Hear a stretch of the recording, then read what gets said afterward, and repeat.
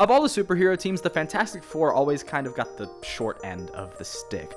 Whether it be movies, games, even in the comics themselves. But now that they're finally back in the mainstream, I figured it'd be fun to go back and play the last Fantastic Four game ever released, which came out almost 20 years ago.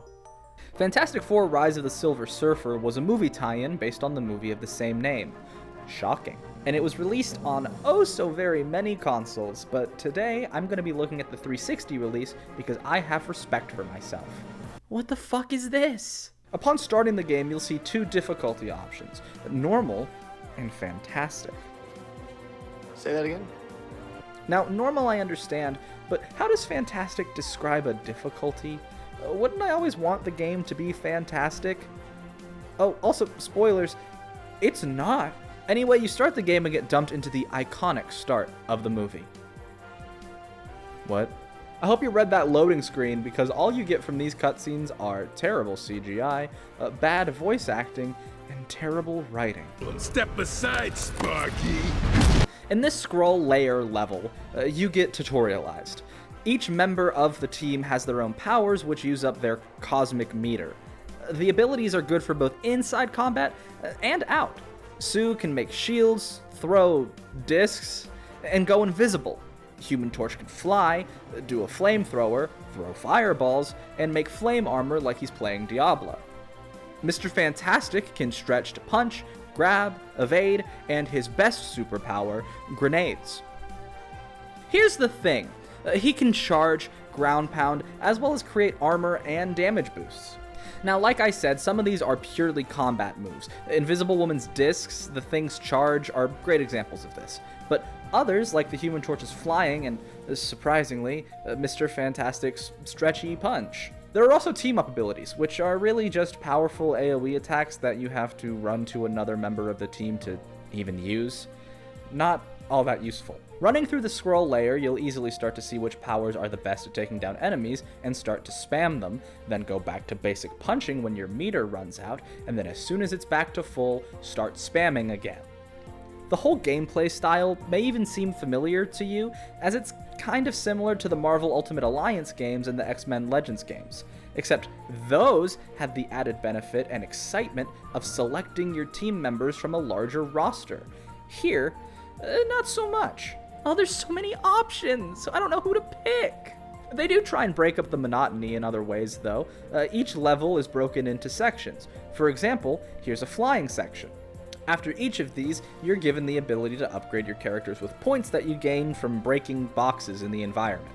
As you keep making your way through these very samey hallways, you'll find some puzzles to solve with Mr. Fantastic, who is the only member of the team who can read. These puzzles, at least in this form, make no other appearances in the game. Like, there's a whole gimmick of making the rest of the team stand still so you can move them individually, and it's not used after this at all.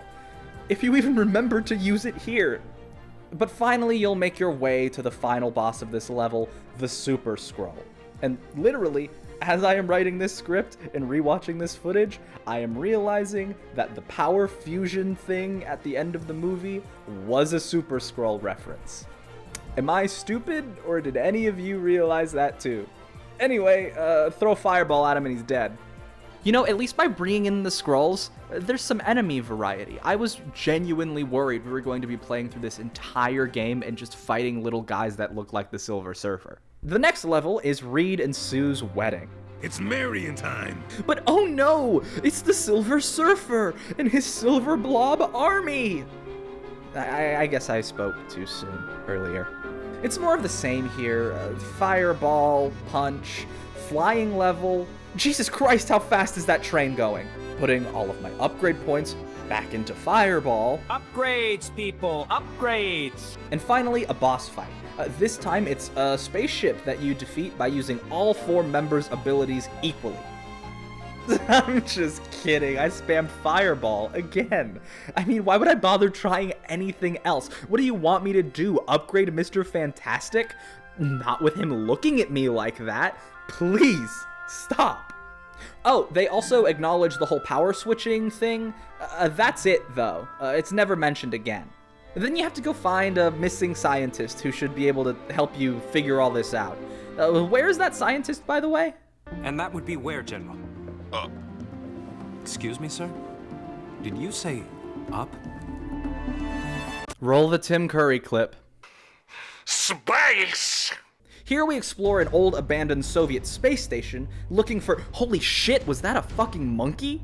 See, this is about where I would complain about the padding that they're doing to this already very short game, but then I think back on the movie this is based on, and I'm not sure how you make a particularly long game out of an hour-and-a-half long movie that mainly focused on interpersonal drama between the members of the team.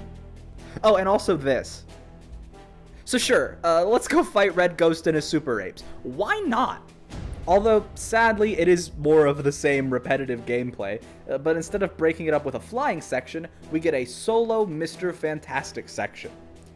It's at about this time I began to regret not upgrading Mr. Fantastic. As the game progresses, the enemies get stronger, obviously, but if you skip out on upgrading the other members of the team, they don't. So once I ran out of boxes to smash for health, I had to resort to other methods. After that hell, the Fantastic Four reluctantly agree to team up with Doom, whose return is hand-waved just like it is in the movie.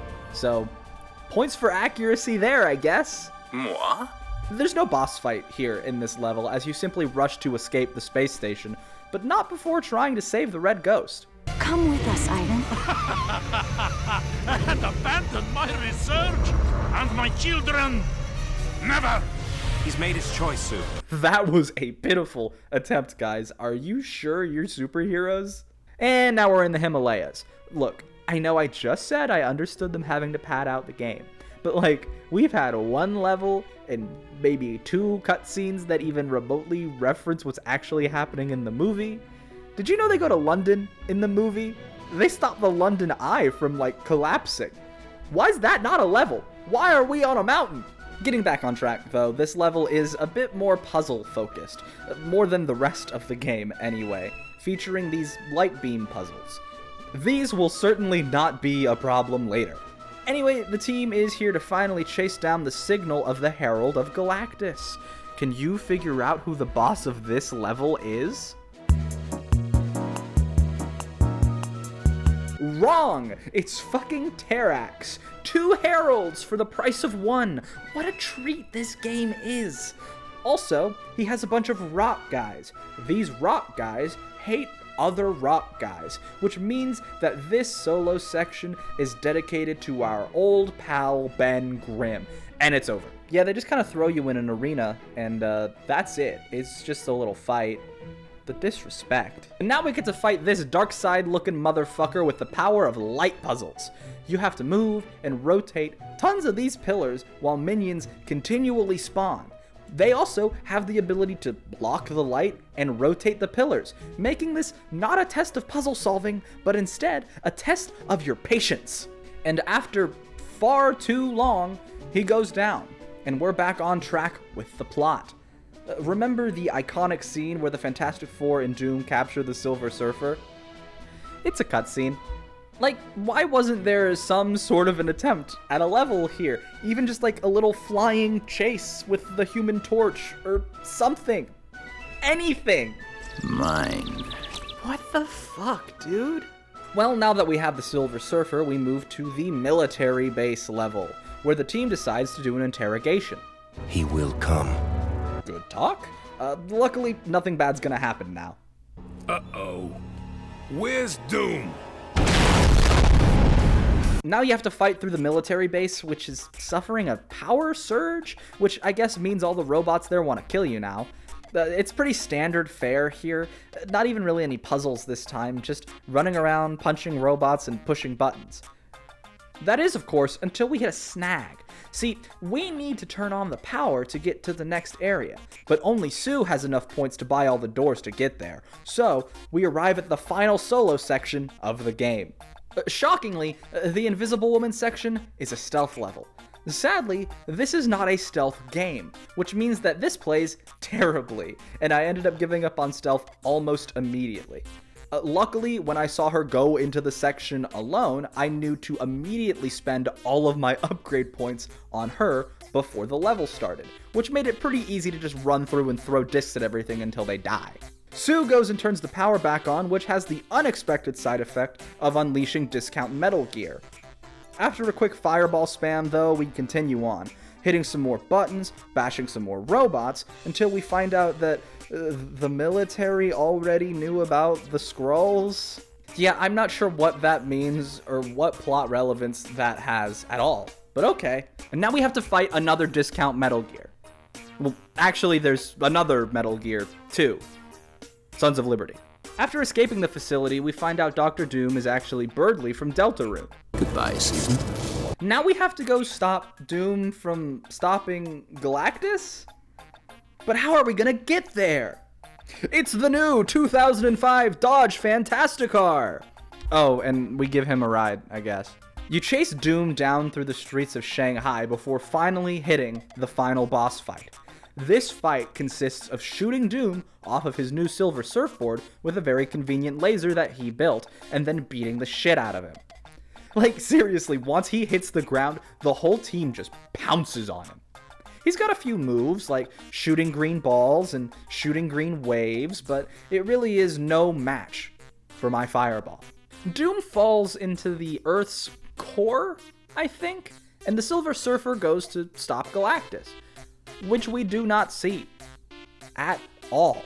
Look, I know this movie famously portrays Galactus as a fucking cloud, but come on. This game has scrolls in it, it has the Red Ghost in it, it has Terrax in it, and you can't put in a final boss fight against Galactus? You can't even show me the cloud version? You're not gonna show me anything? All we get is a cutscene of everybody leaving the thing in China and making him walk home. What the fuck, guys? The disrespect! Oh, and some unlockables, I guess. And as for replay value, I guess there's plenty of collectibles. There's 5 different costume sets that give bonuses, there's concept art, and there's movie trailers, because this deviates so far from the plot of this movie that when you're done with it, you may need a reminder for what this was a tie-in to at all. You do also get some collections of old Fantastic Four comic covers, which I do appreciate. And they were probably necessary for every child who got this and was wondering why they were fighting monkeys in space. I'm not sure you'd want to play the game again to unlock all of that, though. One playthrough was already pretty mind-numbing. Sure, they did their best to provide variety with all the different solo sections and different moves and team-up moves, but when some of them are so underpowered and other moves are so overpowered, you just end up defaulting to the same stuff over and over. Not to mention that, like, as a tie-in, it's pretty bad. Most of the game has no relevance to any of the movie that it's supposed to be tying into. I do appreciate expanding the villain roster a bit, though. It would have been a 10 out of 10 with Mole Man, though, I'm just saying.